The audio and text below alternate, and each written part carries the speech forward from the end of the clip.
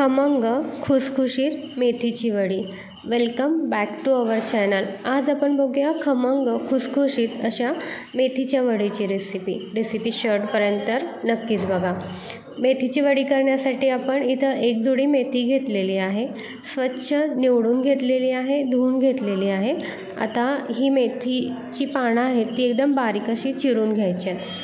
त्याच्यानंतर त्याच्यामध्ये 1 चमचा हळद, अर्धा चमचा चाट मसाला, अर्धा चमचा आमचूर पावडर, चवीनुसार मीठ, हिंग अर्धा चमचा, तीळ 1 चमचा मिक्स करायचे आहेत। मसाले वापरताना मसाल्यातल्या चमच्यांचं प्रमाण घेतलेलं आहे। चवीनुसार हिरवं वाटण वापरायचं, तेल 1 चमचा। त्याच्यानंतर आपण ह्याच्यामध्ये मावेल इतकं बेसनचं पीठ वापरायचं आहे। इथं अंदाजे 1 मोठी वाटी बेसनचं पीठ आपण वडी करण्यासाठी वापरलेलं आहे आणि 2 चमचे तांदळाचं पीठ वापरलेलं आहे।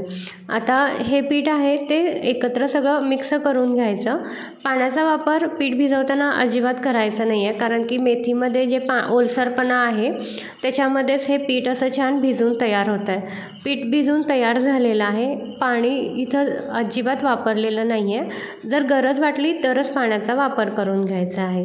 आता आपण वडी तयार करून घेऊया। त्याच्यासाठी आता वडी उकडायची आहे आपल्याला।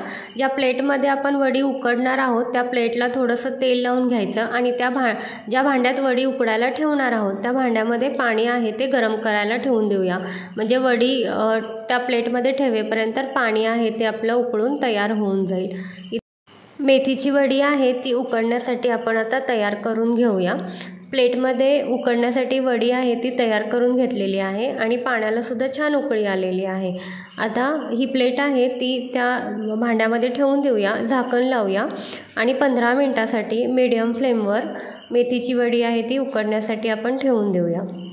15 मिनिटांमध्ये मेथीची वडी आहे ती छान उकडून तयार होते। आता ही थंड होण्यासाठी ठेवून द्यायची आणि थंड झाल्यानंतरच ही कट करून घ्यायची। आता वडी आहे ती थंड झालेली आहे, आता आपण ती कट करून घेऊया। गरम असताना वडी आहे ती कट करायला व्यवस्थित होत नाही, त्यामुळे थंड झाल्यानंतरच कट करायची वडी आहे ती कट करून तयार झालेली आहे। इथं आपण आता ती शॅलो फ्राय करूया।